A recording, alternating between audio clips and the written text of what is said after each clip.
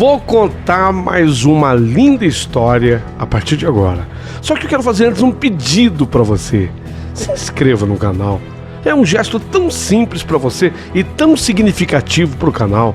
Entra no canal, se inscreva, curta, põe o teu joinha, acione o sininho. Para nós isso é muito importante. O canal ganha força e muito mais histórias a serem contadas.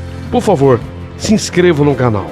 Agora, prepara o coração, porque a história de hoje é linda.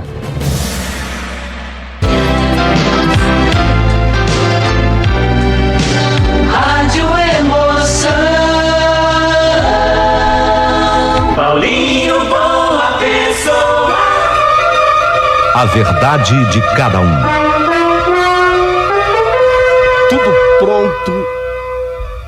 Tudo pronto, a história é belíssima, a história é lindíssima, você não vai perder por nada.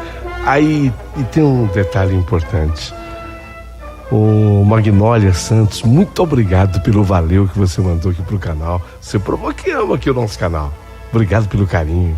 Você já mandou o seu valeu para ajudar o canal? Se puder, nos mande. Onde encontra o valeu demais? Tá naquela fileirinha onde você coloca o positivo para a história e o joinha para a história. É ali, logo à direita você encontra um coração e dentro dele, do coração, um cifrão. Simboliza a doação feita com coração, com amor. Ajuda a gente e a gente promete ajudar. Aliás, você já ajuda muito quando tá o teu joinha, quando é o teu positivo aqui para cada história que você escuta. Nossa, essa história mexeu tanto comigo. Vamos ouvi-la, vamos vivê-la. Não é só ouvir, né? É viver a história. Começou. Olha, eu sinceramente eu não desejo a ninguém aquela cena que eu e toda a minha família estávamos assistindo. Nós voltávamos para casa, devia ser mais ou menos umas 11h30 da noite. Voltávamos de uma festa de aniversário. A casa, e de repente, a nossa casa era uma tocha de labaredas. As labaredas passavam de 2 metros de altura. A casa onde morávamos, a casa onde vivíamos há mais de 8 anos, exatamente o tempo do meu casamento com o Camilo. Aquela mesma casa que abrigava a minha gente, o meu povo, a minha família. Meu Deus, eu olhava petrificada para aquela cena, sem querer acreditar no que eu via.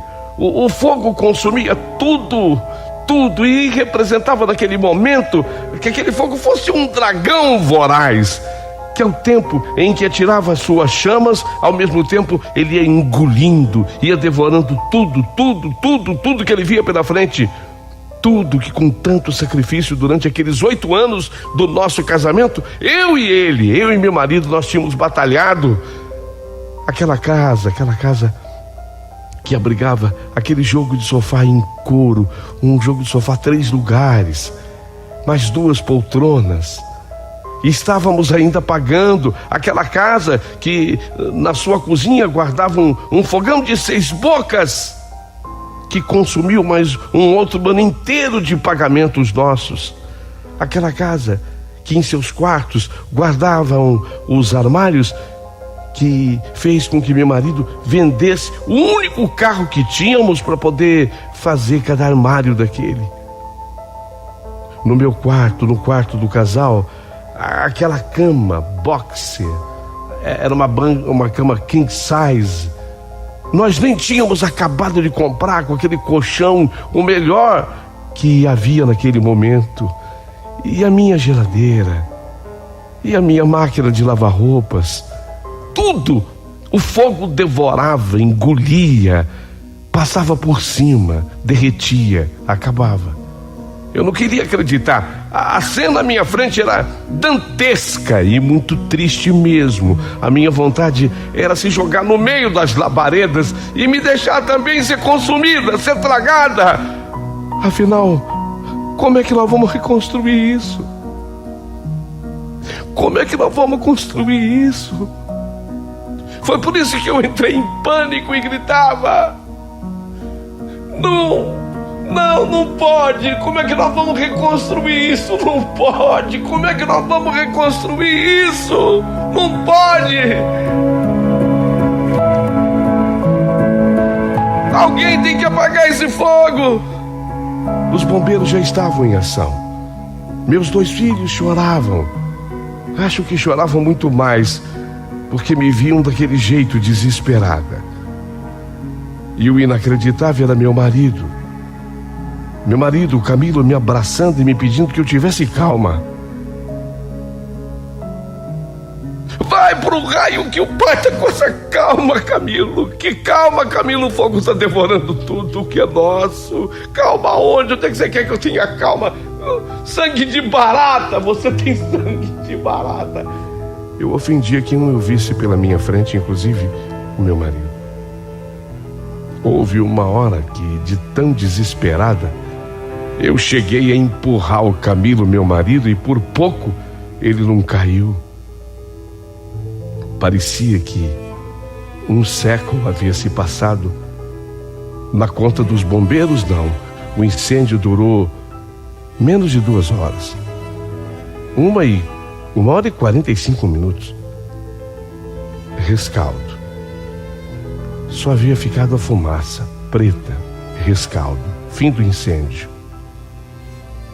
Mais nada havia restado. Eu chorava em desespero e perguntava agora: o que nós vamos fazer, Camilo? Acabou tudo. O que nós vamos fazer se acabou tudo? Acabou tudo. O fogo acabou com tudo, consumiu tudo, Camilo. Meu marido ainda me pedia calma, sem entender como ele poderia ter calma numa hora daquelas. Eu perguntei: Camilo, onde é que você está arranjando essa calma? Perdemos tudo. E você ainda me pede calma, Camilo? E ele respondeu: perdemos tudo nada, ainda temos um ao outro e os nossos filhos. O que se perdeu foi apenas material. Foram objetos que podem perfeitamente serem substituídos. Não entra, sabe, na minha cabeça como uma pessoa pode reagir assim a um incêndio. Ou meu marido, ele era louco de pedra, ou sei lá, ele era um cara muito especial. Vocês vão ter essa resposta até o final da minha história. A casa em que morávamos era alugada. E de acordo com o engenheiro responsável, não havia sido comprometida a estrutura da casa porque o incêndio durou pouco. Quer dizer, o suficiente para consumir o que tinha dentro. Mas a estrutura da casa estava mantida. Bastava uma reforma e ela estaria novamente ao nosso dispor. Nós poderíamos temporariamente morar na casa de um parente? Não, eu não queria. Eu não queria mais continuar ali naquela casa, não. Eu não quero mais ficar aqui, Camilo, não quero. Pode dispensar, eu não quero mais. Essa casa eu não entro nunca mais na minha vida. Ela me traz tantas lembranças tristes, não. Eu não vou conseguir andar por esses cômodos vazios, não. Aqui não. Camilo me atendeu, uma outra casa foi alugada. Mas já não poderia ser num bairro como aquele que morávamos. Teria que ser mais periferia, uma casa menor. E, além de tudo, uma casa vazia. Meu marido, apesar de tudo isso, era incrível, mas ele não perdia a alegria dele de viver. Trouxe uma mesa emprestada do lugar onde ele trabalhava. Trouxe uma mesa. Comprou 4 colchões, dormíamos no chão a partir dali. E quando eu queria chorar na frente dele, mais do que depressa, ele enxugava as minhas lágrimas e dizia: não, calma, peraí. Nós não perdemos o principal. O resto a gente reconquista. Não perdemos um ao outro. E os nossos filhos estão aqui. Tenha calma. Nós vamos reconquistar tudo, tintim por tintim. Eu sabia que ele estava mentindo para mim. Na minha cabeça estava mentindo. Como é que a gente ia reconquistar? O fogo acabou com tudo. Como é que a gente ia reconquistar? Ele está mentindo para mim. Eu sabia que não era fácil. Não, eu entendi que meu marido era trabalhador, ele era muito querido no emprego, mas o que ele ganhava não dava. O que ele ganhava não dava. Até que um dia, vi chegando todo animado o meu marido, pegando os documentos para refazer a sua carteira de habilitação. Perguntei o que era e ele falou: eu vou tirar uma carteira de habilitação, mas tem que ser profissional. É que em frente ao lugar onde eu trabalho tem um ponto de táxi e o seu Armando, ele quer parar de trabalhar. E como ele gosta muito de mim, ele me ofereceu o táxi dele para que eu trabalhe no período em que eu deixar lá a empresa em firma. Assim vou ganhar um dinheiro extra para a gente ir reconquistando tudo, Laura. Fica tranquilo, amor. Nós vamos reconquistar tudo, tá? Meu marido Camilo, ele era assim. Ele tirava uma alegria, não se sabe de onde. Eu tinha até raiva. Ele tinha uma disposição, uma vontade de trabalhar, e ele tinha uma fé. O que seu Armando havia proposto, o taxista, é que o meu Camilo abasteceria o carro e o que ele fizesse da corrida, no bruto, seria dividido entre os dois. E com aquela alegria peculiar só no meu marido, ele sempre teve isso, ele foi conquistando rapidamente uma grande clientela para o táxi. Os próprios diretores da empresa onde ele trabalhou antes, depois do expediente, contratavam o Camilo para levá-lo aos lugares mais diferentes. Em muitas ocasiões, vinham diretores de São Paulo e eles contratavam o táxi do Camilo para que conhecessem os lugares diferentes, e o Camilo começou a se tornar, sabe, um estudioso da gastronomia. Ele estudava onde ficava tal restaurante, e aquilo outro, e aquele hotel, aquilo tudo, numa época em que não existia ainda essa coisa do Waze. Não existia GPS, não existia. Então a pesquisa era toda dele. Ele levava aquela turma em cada lugar da metrópole. E o dinheiro extra começou a fazer grande diferença em casa. E os objetos da casa foram voltando. Ó, o fogão. É mais bonito esse. Tem 6 bocas também. E vermelho, do jeito que você queria. A geladeira, combinando com o fogão. A máquina de lavar veio. Tudo bem que eles não vieram todos de uma vez, mas aos poucos. O jogo do sofá. Não é corino, não. Isso aqui é couro. Uma TV maior do que aquela que nós tínhamos. Não demorou muito. Olha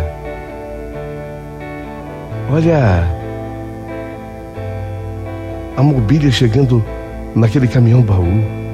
Os quartos dos nossos 2 filhos, o do Pedro, decoração automotiva. O quarto da Cristina, todo rosa.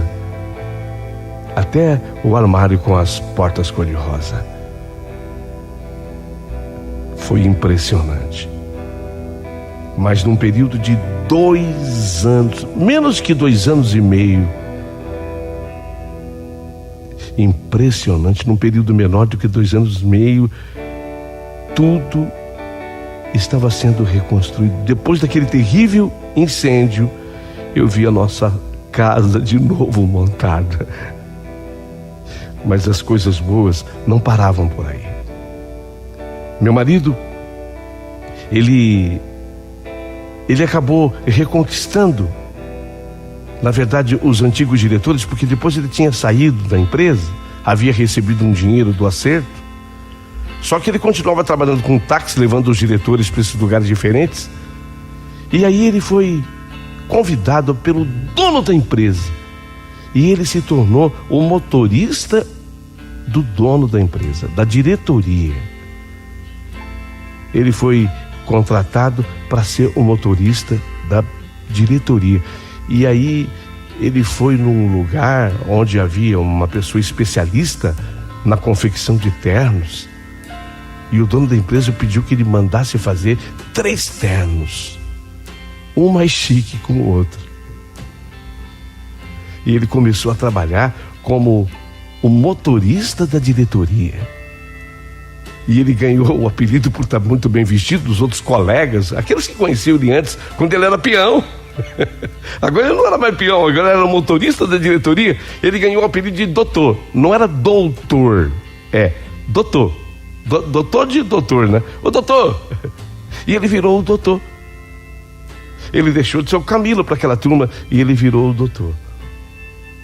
Era impressionante, mas a verdade era que estávamos numa situação muito melhor agora, mas muito melhor do que antes.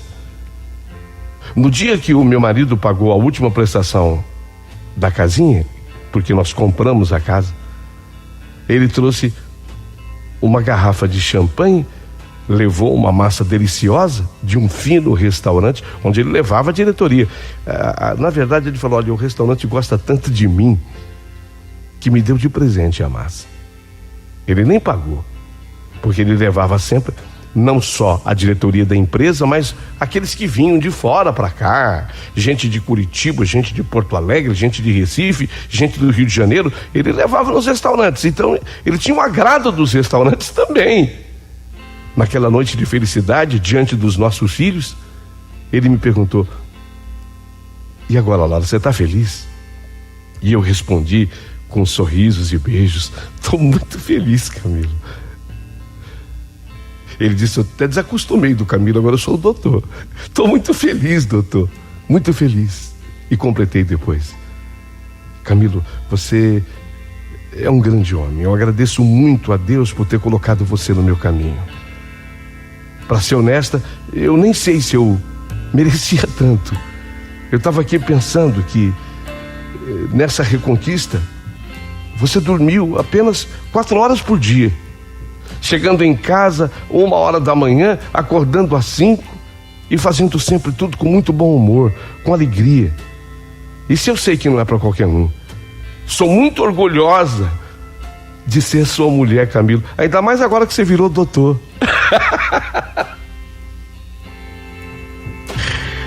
Ainda mais agora que você virou doutor.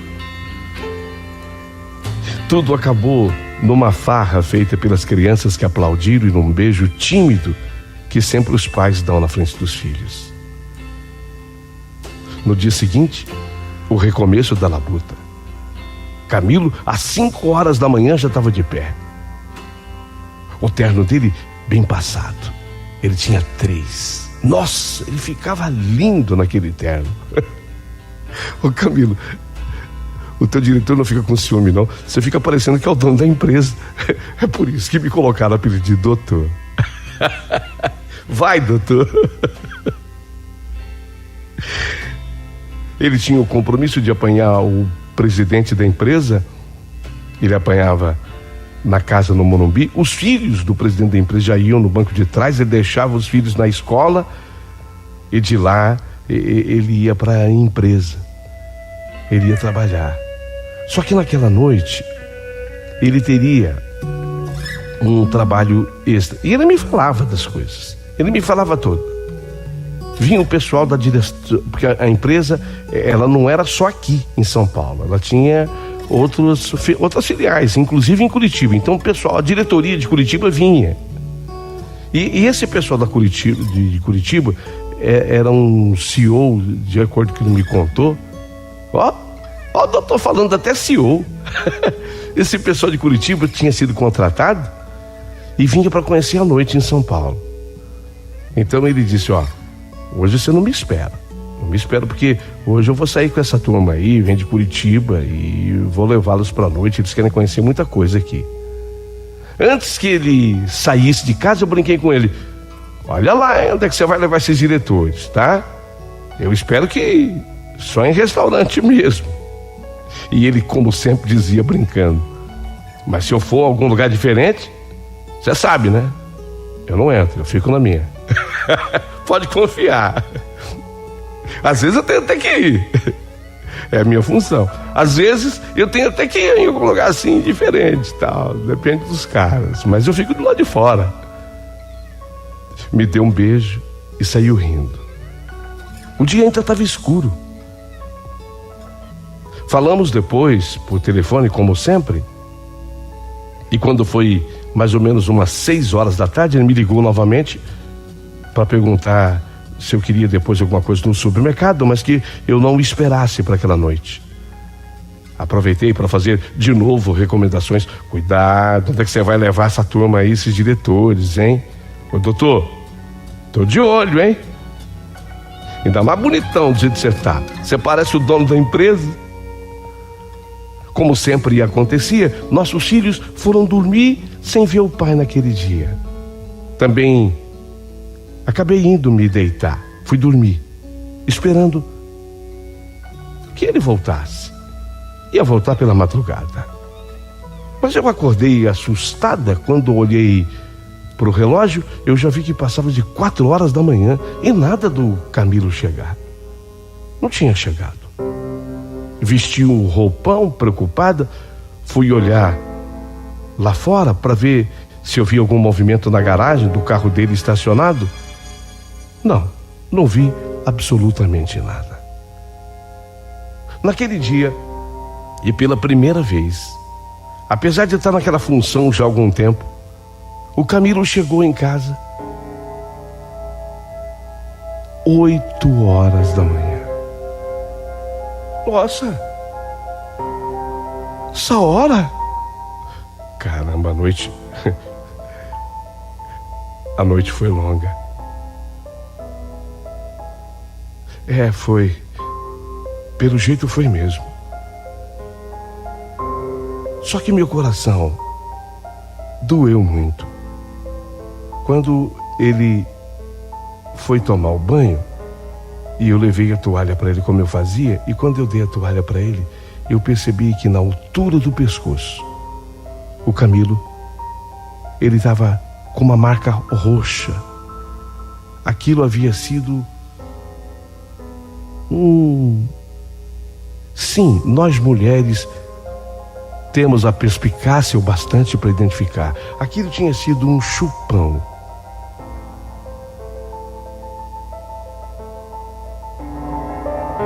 Eu quase que toquei no assunto, mas eu tinha certeza que ele iria se defender. Fiquei na minha, apenas senti, acusei o golpe. Mudei com ele, ele percebeu. Será que Camilo? Será que...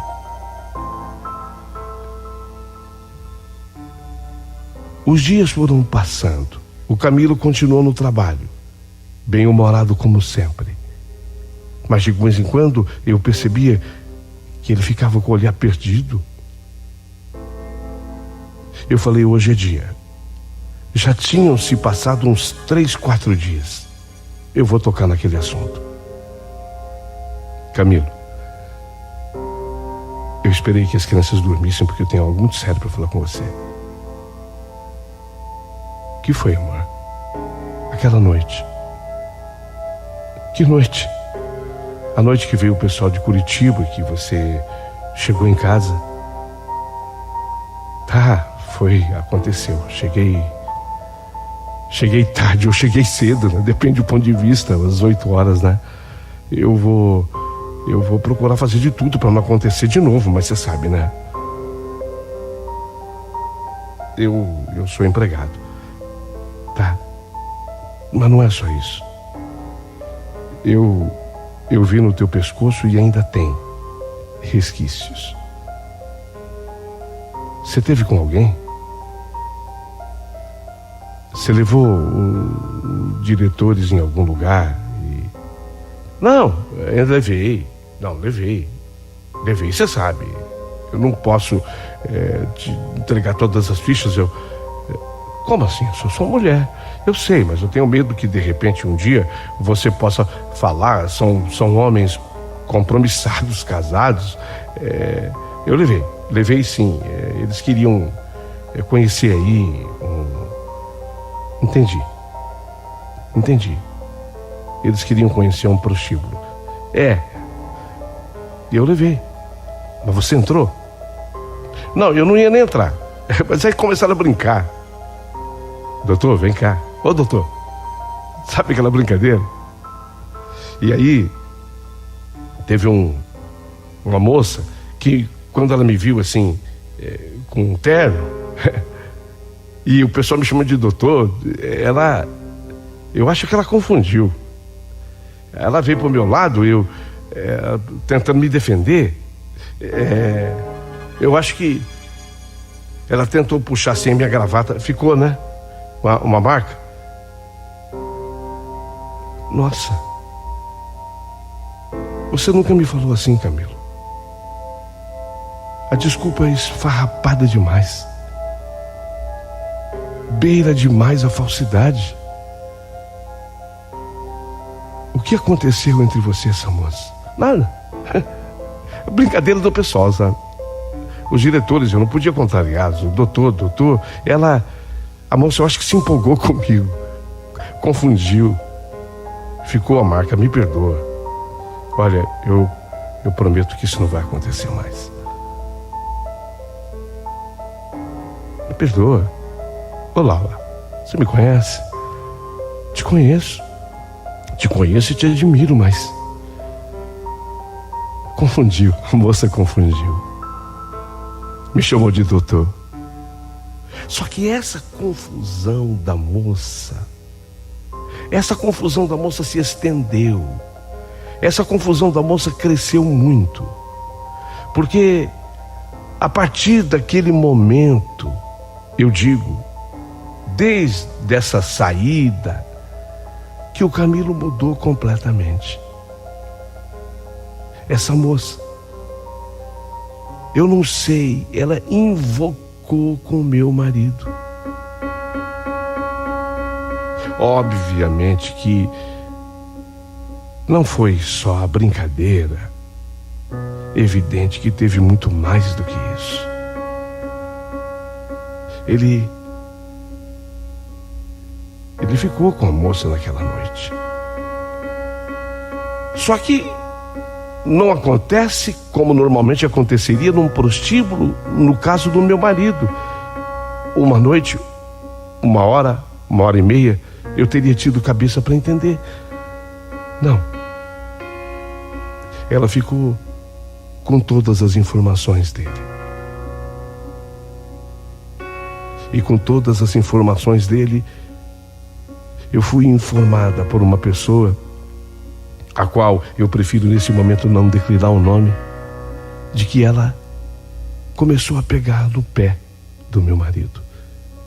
Pegar no pé talvez seja até uma expressão errada. Ela começou a se envolver com meu marido. E ele começou a se deixar levar por ela. A um tal ponto que, quando eu fui comunicada, eu tentei chamar o Camilo na chincha e ele me respondeu: Laura, você tem tudo. Nós reconstruímos a nossa vida. Eu nunca te deixei faltar nada. Essa moça, isso passa. Isso passa. Você sabe que a mulher sábia, ela edifica um lar. E a tola, ela desmancha. Ela joga tudo ao vento. Quer jogar tudo ao vento? Por quê? E se eu jogasse tudo ao vento, você aceitaria? Seria obrigado a aceitar. Camilo, você está dizendo para mim que o nosso casamento sólido, o nosso casamento que caminha para 15 anos, não vale nada? Não, vale muito. Eu estou dizendo assim, se você... Depende de você. Depende de mim. E o teu amor? Não, o amor por você não mudou nada. É que ela pega no meu pé, essa brincadeira, eu acho que ela cismou. Quando a turma começou a me chamar de doutor, ela acha que eu sou mesmo doutor, é o meu apelido, você sabe que é só brincadeira. Sim, mas, por favor, eu tenho inteligência o bastante para entender. A minha cabeça pode parecer pequena, mas não é tão pequena assim, não. Vocês estão saindo? Não, ela de vez em quando me procura. Não era verdade. O Camilo estava envolvido com essa mulher. Essa mulher, ela não dá uma trégua pro Camilo.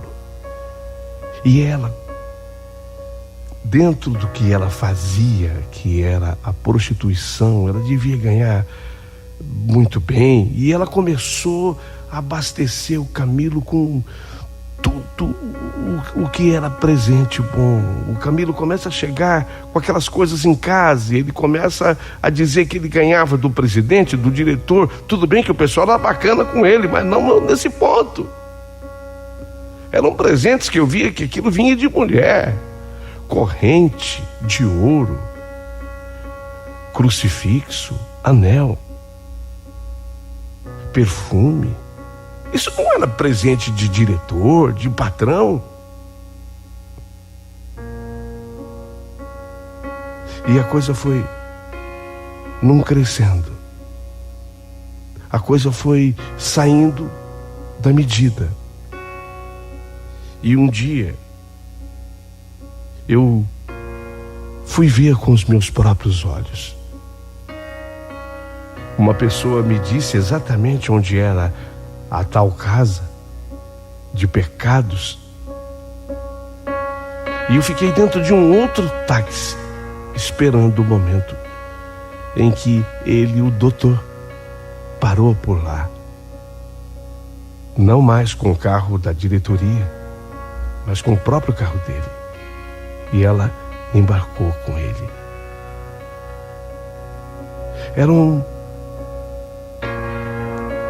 Era uma jovem senhora, não que fosse tão nova, mas era uma mulher que estava usando, além de todas as suas qualidades femininas, estava usando de alguma coisa extraordinária, porque ela tinha virado a cabeça do melhor homem do mundo.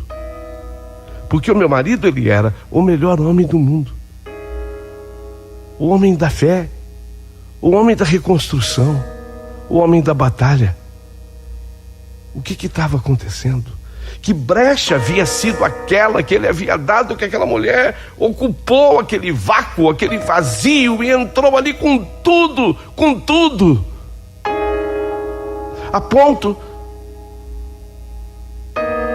de, no domingo, dia dos pais, olha o que aconteceu. Eu esperando no domingo o Camilo em casa. Ele saiu com a desculpa de buscar alguma coisa, e o almoço pronto, as crianças esperando para entregar os presentes, e ele não voltou para casa. E mais tarde ela fez uma ligação dizendo: venci, ele está comigo. Uma vagina muito mais poderosa do que você pode imaginar. E riu. Uma vagina muito mais poderosa do que você pode imaginar. E nessa hora eu vi que, de fato, uma vagina é mais poderosa do que um incêndio. Porque aquele incêndio havia destruído tudo o que havia de material na minha vida, e eu achei que era o fim. E agora essa mulher vinha para destruir o que de fato importava, porque o próprio Camilo à época disse: não perdemos tudo, temos um ao outro. E agora? Eu teria o quê? Quantas vezes eu procurava dar uma nova oportunidade. A história da mulher sábia que tenta edificar o seu lar, para mim valia. A questão era bíblica e eu levava a sério. Quantas vezes e tantas vezes eu procurava dar uma nova oportunidade. Mas o doutor parecia estar no outro mundo. Um dia, essa mulher havia montado uma loja onde ela vendia peças, moda praia, especialmente biquínis, maiôs, onde iam as mulheres, que vocês estão me entendendo, comprar. E ela tirou o Camilo do emprego, lá daquela diretoria, onde ele era tão querido. Porque agora ele não seria mais empregado de ninguém, mas dono da loja. E foi nesse dia que ele arrumou as malas. E para a tristeza dos nossos filhos e minha, eu o vi saindo de casa. Estava tudo acabado. Estava tudo destruído. Essa cena foi muito triste.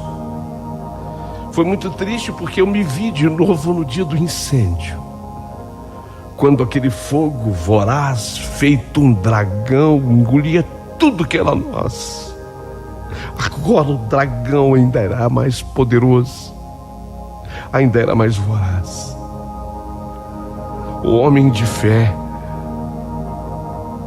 o homem trabalhador, o homem bom, que eu tinha certeza que era o meu marido, deixou tudo. Deixou os filhos chorando. E ele ainda voltou para confortar cada um.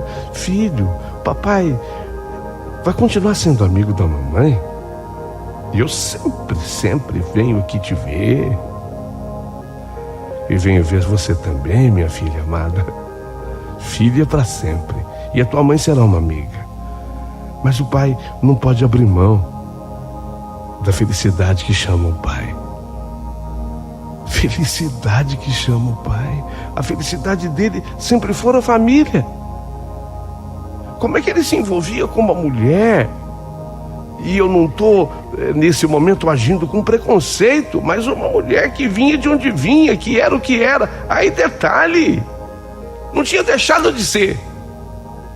Porque tem muita gente que me pergunta, tá, tudo bem, ela montou a loja, então largou aquela vida? Não. Ela montou a loja. A loja agora quem tomava conta era o Camilo. Ele que era o dono da loja praticamente.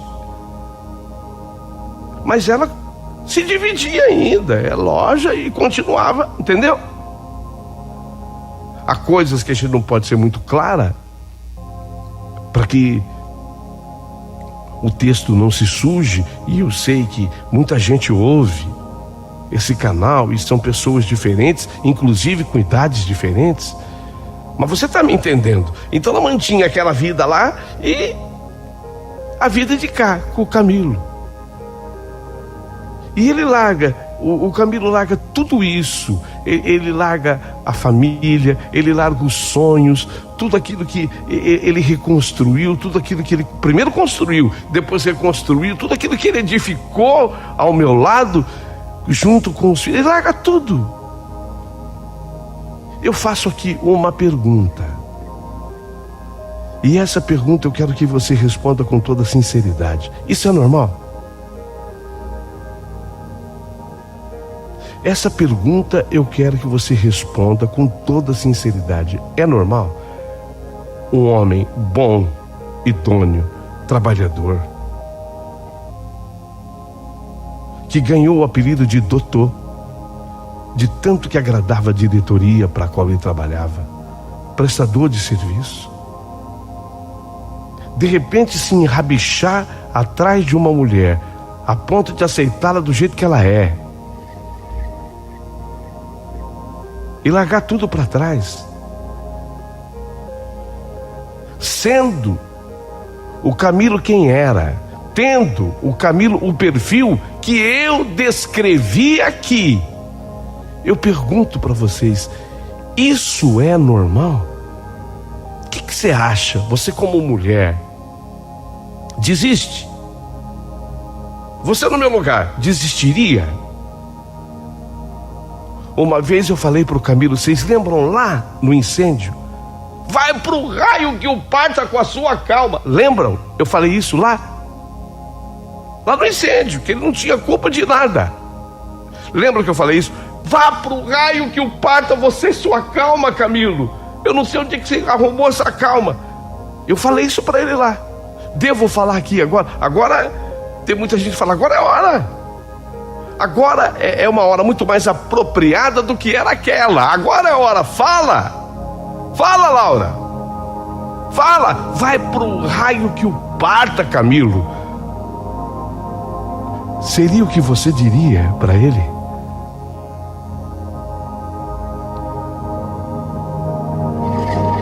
Porque a resposta dessa pergunta é muito importante agora. Porque nesse momento eu quero dividir a minha carta em duas partes. A segunda parte, que vai começar na sequência, vai dizer exatamente o que foi que eu fiz. Eu só quero que você raciocine onde está a lógica de tudo isso. O homem de fé largar tudo para ir atrás desse tipo de mulher. E quando um homem de fé faz isso, ele merece ouvir, vai pro raio que o parta com a sua burrice, Camilo. É isso? Não perca a segunda parte incrível dessa história. Haverá uma surpresa muito grande. Não perca. Enquanto isso, se inscreva no canal. Manda pra cá o seu valeu. Tá valendo. Tá valendo demais. Participe, opine.